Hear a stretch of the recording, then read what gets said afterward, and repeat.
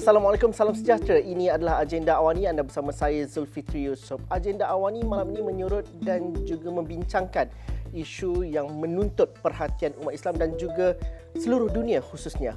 Ini berkaitan dengan tindakan seorang pemimpin politik sayap kanan Sweden Denmark iaitu Rasmus Paludan yang membakar naskah Al-Quran di Stockholm, Sweden pada 21 Januari lalu.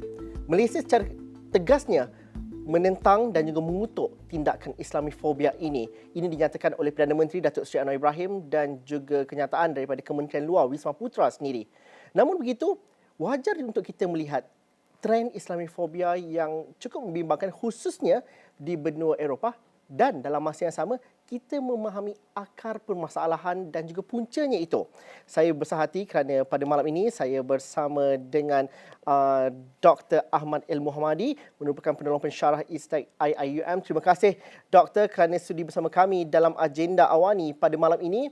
Tindakan pemimpinan puak haluan aliran sayap kanan Sweden Denmark itu mungkin adalah bukan satu tindakan yang baru, tapi tindakan provokasi itu diulangi dan juga dilakukan ketika trend Islamofobia itu begitu mencengkam khususnya di benua belah barat di Eropah itu.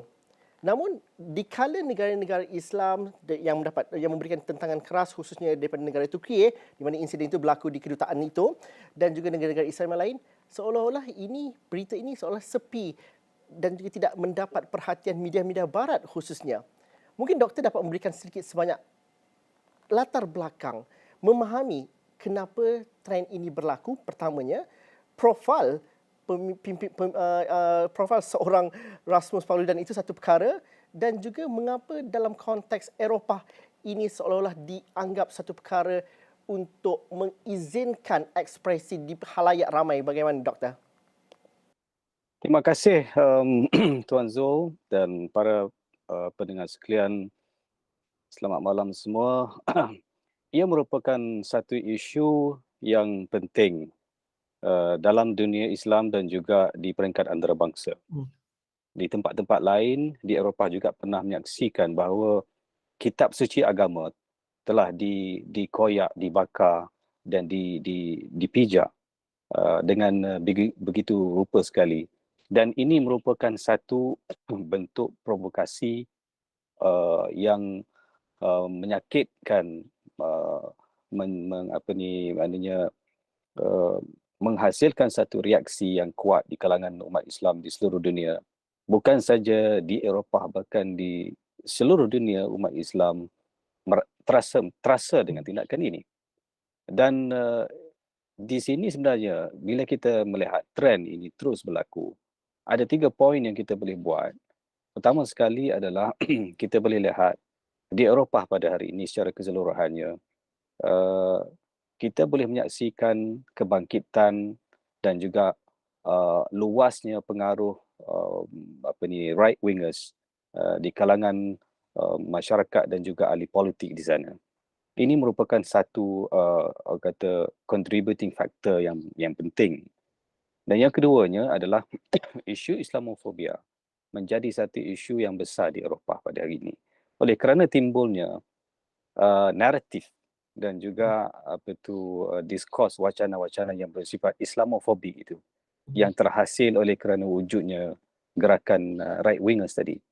Dan ini menyumbang kepada satu lagi masalah, iaitu hubungan di antara orang Islam dan juga masyarakat di Eropah. Dan sebenarnya perkara ini berlaku kalau kita lihat daripada perspektif pelakunya, dia marah kepada satu negara saja. Dia marah kepada Turki. Dia marah kerana berlakunya mass migration daripada Asia, daripada Afrika ataupun orang Islam pergi ke Eropah. Dan pada pandangan mereka ini merupakan mass migration yang akan menghapuskan identiti Barat ataupun identiti Eropah kerana kehadiran mereka. Jadi faktor-faktor ini yang menyebabkan timbulnya gerakan ini. Walau bagaimanapun, ia merupakan satu tindakan yang keji dilakukan oleh negara yang pada fizikal dan infrastrukturnya sangat maju, tetapi dari segi budayanya sangat rendah. Dan ada yang menyalahkan kepada kebebasan ekspresi, kebebasan bersuara dan juga cara demokrasi itu diraikan ataupun dibenarkan di sebuah negara. Kalau di Skandinavia itu kita tahu kalau daripada indeks hak asasinya, indeks-indeks lain mereka sentiasa berada ke hadapan. Tetapi secara ironi juga peristiwa-peristiwa ini membenarkan hal-hal yang cukup melampau seperti ini. Pada pandangan doktor, bagaimana kita menganalisis daripada sudut itu juga? Di satu sudut mereka nampak bagus, tapi dalam masa sama ini tidak terlepas daripada hal-hal yang membibitkan kepada ekstremisme dan juga kebencian seperti ini. Saya nampak Sweden sebenarnya melakukan eksperimen dengan kebebasan yang dimiliki, yang di-championkan oleh nilai-nilai Eropah. Jadi pada mereka ini adalah the manifestation of freedom.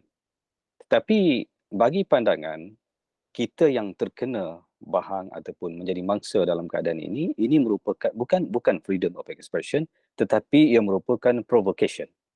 Provocation. Tetapi mereka jenamakan sebagai freedom of expression. Dan freedom ini nampaknya telah merentasi limit ataupun cross the limit already. Daripada freedom itu menjadi satu bentuk provokasi. Bagaimana jadinya?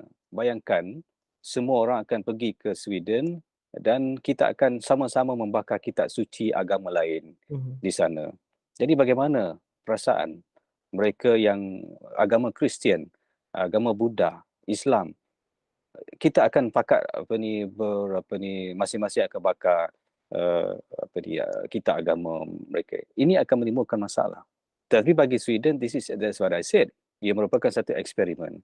Dan bagi saya sebenarnya, this is an act of barbarism. Merupakan the arrival of barbarism in Europe.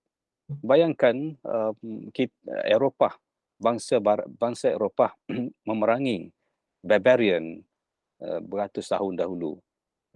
Dan mereka hidup dalam keadaan tamadun yang tinggi pada hari ini. Tetapi malangnya masih ada barbarian yang bertindak sedemikian rupa sehingga kepada tahap membakar kitab suci agama lain. This is not as high manifestation of high civilization, tetapi merupakan manifestation of the barbarian and the act of barbarism yang nampaknya semakin menular di Eropah.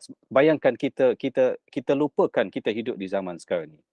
Kalau kita ada seseorang yang membakar kitab suci, menghina agama lain dengan sedemikian rupa, perkara ini tidak patut berlaku dalam masyarakat yang mempunyai tamadun. Tetapi ia pernah berlaku dalam masyarakat yang tidak mempunyai tamadun seperti barbarism.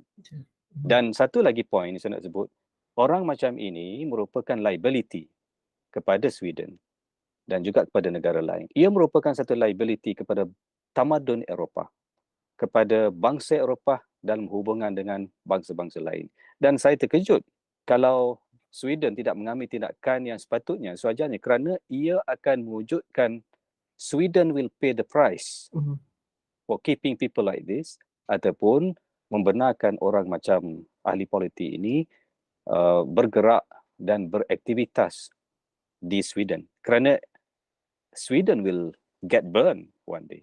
Sweden will taste its own medicine kerana memberikan kebebasan macam tu, dan akan ada orang lain yang akan melakukan perkara yang sama di masa akan datang. Apa yang kita mahukan dan juga tuntut daripada kerajaan Sweden, meskipun Perdana Menterinya mengeluarkan kenyataan mengutuk insiden itu, namun negara-negara Islam khususnya seperti Turki menganggap bahawa ia sesuatu yang tidak cukup lagi tegas kerana daripada segi polisinya kebebasan dan juga tindakan radikal seperti ini dibenarkan dalam konteks mereka di Sweden. Dan kalau saya ingin kaitkan dengan apa yang berlaku pada tahun 2019 apabila insiden tembakan keganasan di dua buah masjid di Christchurch pada ketika itu, tindakan kerajaan New Zealand pada ketika itu di bawah kepimpinan Jacinda Ardern pada ketika itu menggunakan tindakan yang lebih harmoni untuk mengubati mereka yang terkesan akibat tindakan pelampau agama di New Zealand.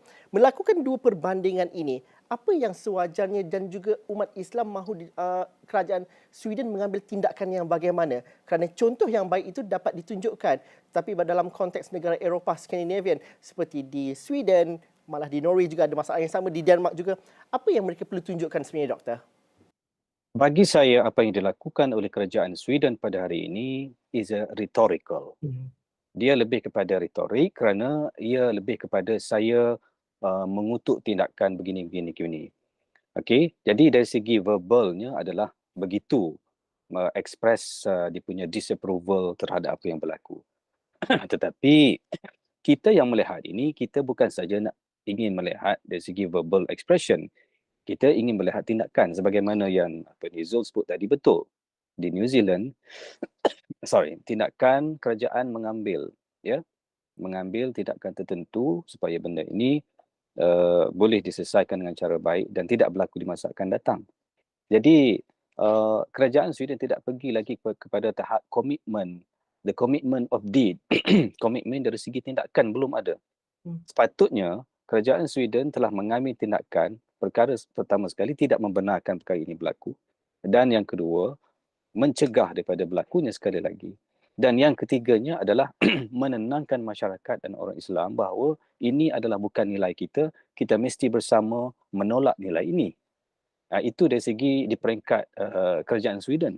Dan di peringkat negara Islam dan juga di luar pada Sweden pula, saya nampak kita punya reaction adalah less united, less strong, and then satu lagi tidak bersifat impactful ataupun physical.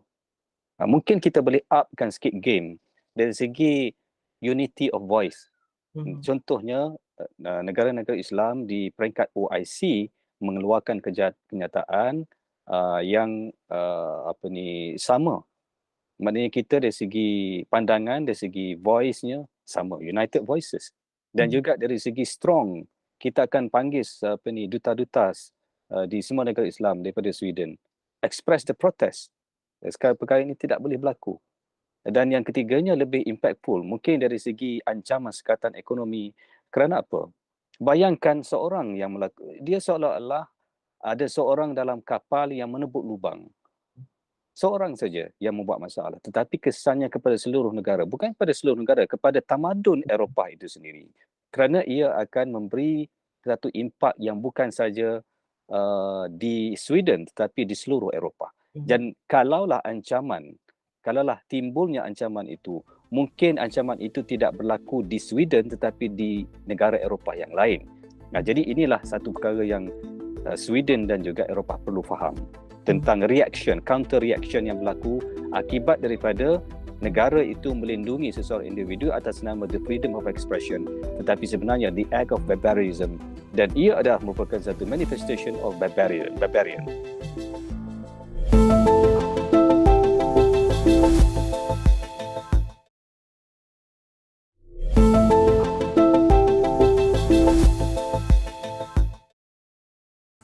Doktor, kalau kita melihat juga reaksi yang diberikan oleh media barat begitu suram sekali mengenai isu ini, mereka lebih kepada menekankan tindakan Turki yang mungkin mempertimbangkan mengenai keahlian Sweden dalam NATO contohnya. Ada isu lain yang lebih diutamakan di sebalik konteks pembakaran Al-Quran ini. Begitu juga dengan negara-negara ataupun media-media yang non-Muslim contohnya. Mereka melihat kenapa tindakan seorang individu perlu dihukum sebuah negara dan sebagainya. Wujud ketidakseimbangan pemahaman dan juga kecaman terhadap tindakan yang tidak bertamadun ini, justru mungkin dapat kita analisis sedikit sebanyak, Doktor, interpretasi dan juga cara double standard yang berlaku dalam kita melihat ataupun dunia, khususnya dunia barat, melihat terhadap sesuatu isu yang melibatkan Islam perlu ditangani, apa puncanya dan juga bagaimana kita juga masyarakat Islam perlu tampil dengan satu suara harmoni yang memperindahkan ataupun memperlihatkan keindahan Islam itu sendiri. Saya nampak walaupun kita dari segi elektroniknya, dari segi globalisasinya, we are connected. Dari segi distance di antara dua point, jarak di antara dua tempat semakin dekat kerana globalisasi, kerana connection. Jadi sepatutnya kita semakin dekat, semakin mengenali antara satu sama lain. Tetapi apa yang kita lihat adalah Islamophobic messages, discrimination, xenophobic yang berlaku dalam dunia pada hari ini. Jadi di sini menunjukkan bahawa masalah Islamofobia dan juga xenofobia ini tidak selesai dalam masyarakat kita, walaupun kita dari segi fizikalnya, dari segi distance-nya semakin dekat di antara satu sama lain. Jadi Dan ini juga kita boleh lihat manifestasinya dari segi reporting media. Saya nampak dari segi reporting medianya. Reporting media barat sudah tentunya dalam peperangan di Ukraine bias, ya, dan reporting tentang isu terorisme bias. Apabila berlakunya misalnya keganasan di Eropah melibatkan non-Muslim, dia akan kata ini adalah tindakan violence saja. Tidak, dia orang tidak menggunakan istilah terorisme. Jadi bila berlakunya kepada orang Islam, contohnya pembakaran Al-Quran dan sebagainya, reportingnya adalah bersifat sepintas lalu. Dan ia bersifat distraction daripada isu yang asal. Jadi isunya adalah pembakaran Al-Quran. Tetapi media barat mengalihkan perhatian itu kepada masalah politik. Saya akui bahawa timbulnya isu politik di antara Turki dan juga Eropah. Tetapi kenapa kita harus melibatkan agama dalam konteks ini? Kalau ada perbezaan politik kerana the inclusion ataupun percubaan Turki untuk bersama NATO, selesaikan di peringkat politik, selesaikan di peringkat keselamatan, security issue. Tidak pergi kepada level agama kerana agama dianggap sebagai benda yang suci. Tetapi sekarang ini, sebab itu saya sebut tadi, tindakan itu adalah tindakan the act of barbarism. Kerana orang yang tidak bertamadun saja yang mempunyai kesanggupan untuk pergi ke tahap itu.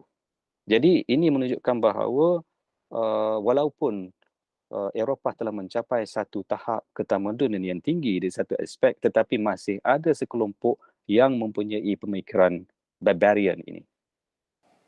Dan bagaimana kita melihat juga perlunya lebih banyak sesi dialog dan sebagainya. Ini adalah isu hak asasi manusia.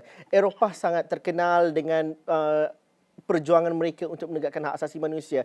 Tetapi dalam masa yang sama juga Amnesty International khususnya di Biro Kaunsil Eropah juga mengakui bahawa adanya perlunya ada satu tindakan yang lebih khusus dan lebih keras untuk menangani Islamofobia di Europe. Mereka memahami dan juga mengakui bahawa isu Islamofobia di Europe itu ataupun di Eropah itu trennya semakin meningkat dan juga semakin menegang hari ke hari. Bagaimana sebenarnya masyarakat yang bukan dalam konteks dunia Islam juga perlu bersatu, dan ini tanggungjawab kita untuk sama-sama menggembling bahawa ini adalah isu sejagat, isu agama, isu sejagat dan tidak terpisah hanya kerana perbezaan agama dan juga perbezaan ras itu.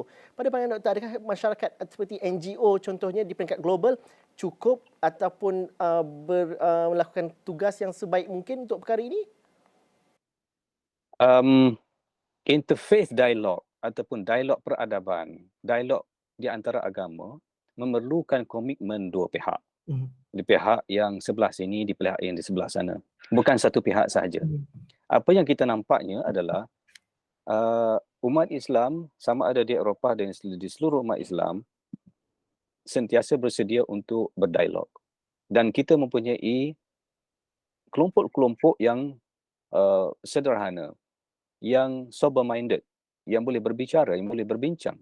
Tetapi adakah di sebelah sana bersedia untuk berdialog dan bersedia untuk menukar pandangan mereka dan duduk bersama untuk berbicara dan berbincang?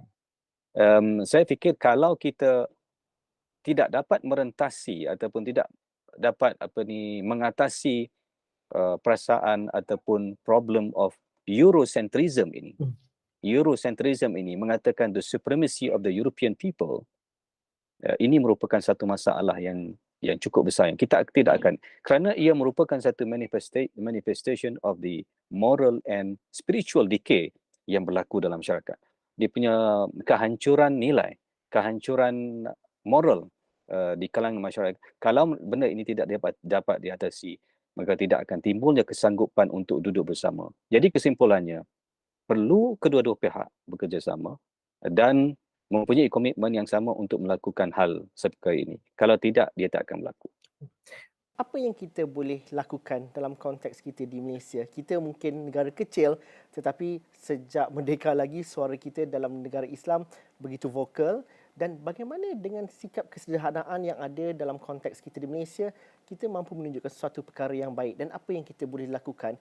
Kerana suka tidak suka, dalam kita tidak sedari, kadang-kadang apabila kita mengutuk kejadian seperti ini, ada juga segelintir umat Islam yang begitu radikal, yang kadang-kadang kita pun tidak sedar bahawa ekstremisme dilawan dengan ekstremisme, dan hal yang berkaitan dengan perkara sayap kanan dan juga sesuatu yang perkara yang melampau ini juga kadang-kadang kita terikutkan dalam konteks yang juga berbeza. Pada pandangan doktor, apa yang kita perlu ingatkan dalam konteks itu sebagai umat Islam dan juga rakyat Malaysia secara keseluruhannya apabila berbicara mengenai isu seperti ini?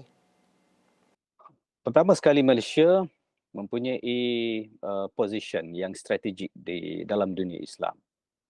Sejak daripada awal sehingga ke hari ini, suara Malaysia dihormati, dan di bawah kepimpinan baru kita nampak bahawa penghormatan kepada Malaysia semakin jelas ditunjukkan oleh pemimpin-pemimpin daripada dunia Islam dan juga daripada dunia Barat. Dan yang kedua, kita mempunyai satu pengalaman yang kita boleh showcasekan kepada dunia bahawa walaupun kita mempunyai diversity of people, of cultures, of religion, tapi kita boleh hidup dalam peaceful coexistence. Ini kita perlu leverage dan kita perlu ketengahkan kepada masyarakat bahawa walaupun kita berbeza, tapi kita mampu untuk bekerjasama dan juga mendapat benefit, mendapat faedah daripada satu sama lain. Dan yang ketiganya adalah bila kita berhadapan dengan isu ekstremisme macam ini, langkah pencegahan itu perlu diambil. Bukan menggalakkan supaya perkara ini berlaku lagi di atas nama freedom of expression. Kerana apa? Kebebasan itu ada hadnya. Ini adalah manhaj yang kita pegang. Dan nampaknya ia masih berkesan sehingga ke hari ini. Sebab itulah kita, walaupun banyak masalah yang kita hadapi sekalipun, kita masih boleh mengekalkan kestabilan dengan keharmonian dalam negara kita. Secara spesifiknya, soalan terakhir saya, Doktor, kalau kita melihat apa yang berlaku di Sweden, ianya ditunjangi oleh ahli politik, orang politik. Begitu juga dengan kebangkitan sayap kanan di Eropah itu ditunjangi oleh parti-parti politik untuk mendapatkan populariti dan juga meraih undi. Perkara yang sama mungkin dilihat di India juga berlaku, ada ekstremisme sendiri. Dan kita mungkin tidak terlepas kerana ini adalah aspek yang paling mudah untuk diraih dan juga dituai ketika untuk mendapatkan kuasa dan juga mendapatkan sokongan politik. Apa yang kita perlu pelajari? Rakyat juga perlu memahami bahawa pemahaman dan juga fahaman ekstremisme atas nama apa sekalipun perlu ditolak. Betul. Kerana ekstremisme itu bukan saja dari segi agama, tetapi juga dari segi politik, dari segi sosial, bahkan juga dari segi kesihatan pun. Ada setengah orang yang mempunyai pandangan yang sangat ekstrim dari aspek kesihatan sampai kepada tahap ingin melakukan tindakan keganasan begitu ya. Jadi memang sebagaimana disebutkan oleh Zul tadi bahawa ekstremisme dalam apa bentuk sekalipun merupakan satu bahaya. Sebab itulah di dalam Al-Quran sekalipun disebut bahawa jangan kamu melampaui batas. Kerana ini akan menimbulkan masalah bukan saja dari segi pada diri, bahkan kepada negara dan tamadun. Dan itu saya rasa satu peninggalan ataupun satu ingatan yang baik juga untuk kita semua. Terima kasih Doktor kerana sudi bersama kami dalam agenda Awani pada malam ini. Kita bercerita mengenai insiden apa yang berlaku di Sweden, tetapi bagaimana kita refleksi dan juga dapat lakukan yang terbaik dalam konteks kita di Malaysia juga. Terima kasih kerana sudi bersama kami dalam agenda Awani pada malam ini. Terima kasih kepada anda yang menonton. Ada pandangan, ada cadangan, ada cerita anda sendiri, teruskan bersama kami di platform digital kami dan juga di media sosial kami. Assalamualaikum dan salam sejahtera. Kita jumpa lagi.